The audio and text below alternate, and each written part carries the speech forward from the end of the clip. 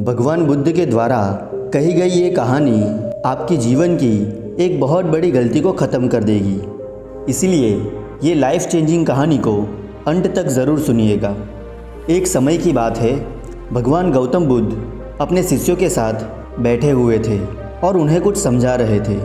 इतने में वहाँ पर एक राजा अजातशत्रु आ पहुँचा और उनसे पूछता है कि जब से मैं आपका अनुयायी बना हूँ तब से सभी लोग मेरे सीधेपन का गलत फ़ायदा उठा रहे हैं। आपकी शरण में आने से पहले लोग मुझसे बहुत ही डरते थे, क्योंकि पहले मैं बहुत ही क्रूर था और किसी को भी मृत्युदंड देने में एक क्षण भी नहीं लगाता था।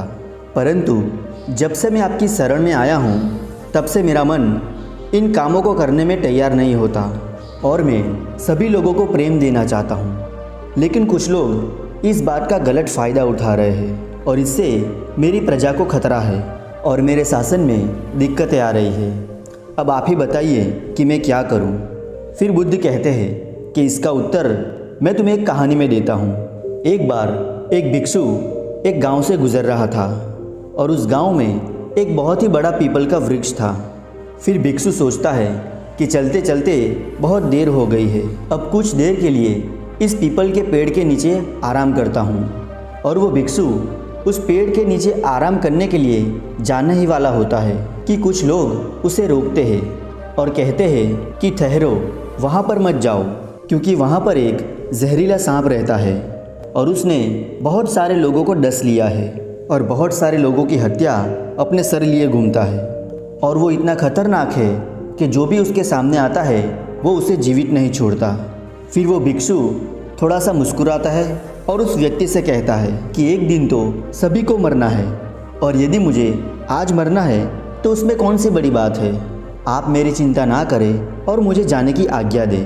फिर वो भिक्षु आराम करने के लिए उस पेड़ के नीचे चला जाता है और वहाँ पर उसका आसन बिछाकर उस पर बैठ जाता है और कुछ ही क्षण में वहाँ पर वो जहरीला सांप भिक्षु के सामने आ जाता है और उससे कहता है कि हे व्यक्ति, क्या तुम्हें मुझसे डर नहीं लगता और क्या तुम्हें ये पता नहीं है कि ये मेरा इलाका है और यहाँ पर आने की किसी की हिम्मत नहीं होती। फिर भी वो भिक्षु उस सांप से विनम्रता से कहता है कि हे सर्प, इसमें डरने वाली कौन सी बात है और तुम जो भी करते हो वो इसीलिए तो करते हो क्योंकि तुम्हें डर है कि कोई तुम्हें मार ना दे और इसीलिए तुम दूसरे को डसते हो। लेकिन मुझे किसी बात का भय नहीं है, क्योंकि ना ही मुझे मृत्यु का भय है और ना ही जीवन की लालसा है, क्योंकि मुझे कोई भी नुकसान पहुंचा नहीं सकता, तो फिर मैं मृत्यु से क्यों डरूं? उस भिक्षु की ये बात सुनकर उस सांप को बहुत ही बड़ा आघात पहुंचता है, क्योंकि उसने आज तक ऐसे व्यक्ति देखे थे जो उसे मारने की कोशिश करते थे और ऐसे भी व्यक्ति देखे थे जो उससे डरकर भागते थे, लेकिन उसने आज तक ऐसा व्यक्ति नहीं देखा था जो उसे देखकर भयभीत ना हो। उसके बाद वो सर्प भिक्षु के चरणों में लेट जाता है और उससे कहता है कि हे प्रभु, मैंने आज तक जो भी किया सिर्फ अपनी जान बचाने के लिए किया है और मैं इस तरह का रूप धारण नहीं करता तो लोग मुझे मार देते। फिर भिक्षु कहते हैं कि तुम बिल्कुल सही कर रहे हो, लेकिन तुम इस जीवन के मोह से मुक्त होना चाहते हो तो शांत हो जाओ और प्रेम से भर जाओ और जानो कि जीवन तो एक ना एक दिन ख़त्म हो ही जाएगा और उसके लिए बुरे काम करने की कोई भी आवश्यकता नहीं है। सिर्फ इतना कहकर वो भिक्षु वहाँ से चला जाता है और वो सर्प इन सारी बातों को अपने भीतर रख लेता है और प्रण लेता है कि वो आज से कोई भी गलत काम नहीं करेगा और आगे से किसी को भी नहीं दसेगा। लेकिन उसका उल्टा प्रभाव उसके ऊपर पड़ता है। जो लोग उसे देखकर भाग जाते थे वो लोग इस सर्प का गलत फ़ायदा उठाने लगते थे। अब सभी लोग इस सर्प को छेड़ते थे और उसे नुकसान पहुंचाते थे।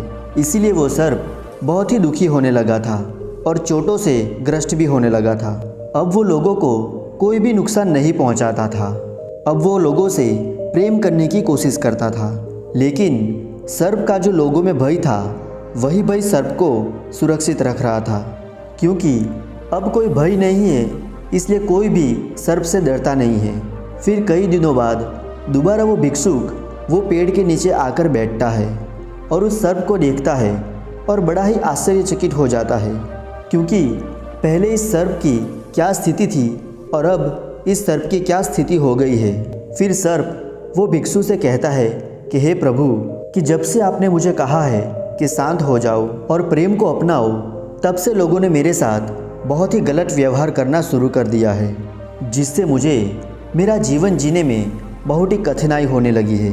अब आप ही मुझे बताइए कि मुझे आगे क्या करना चाहिए। फिर भिक्षु कहते हैं कि हे मित्र, मैंने तुमसे ये नहीं कहा था कि तुम अपने स्वभाव को ही बदल दो। क्रूरता तुम्हारा स्वभाव है और अगर तुम क्रूरता ही नहीं रहोगे तो लोग तुम्हें ख़त्म कर देंगे। इसका अर्थ ये नहीं है कि तुम्हारा जो भीतर के अंदर जो उद्देश्य है उसको गलत रखो, बल्कि इसका अर्थ ये है कि आपको भीतर से अपने आप को सही रखना है और बाहर से आपको वो दिखाना होगा जो ज़रूरी है, क्योंकि सर्प एक जहरीला जीव है और लोगों के मन में उसका डर होना ज़रूरी है।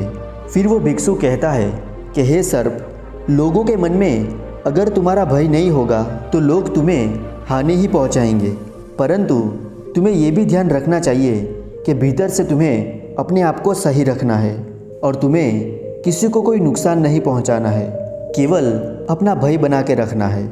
इसके बाद महात्मा बुद्ध आज़ाद शत्रु से कहते हैं, सर्प का जो पहले लोगों में भय था, वो भय सर्प ने खुद हटाया तो लोगों ने ही सर्प को नुकसान पहुंचाना शुरू कर दिया।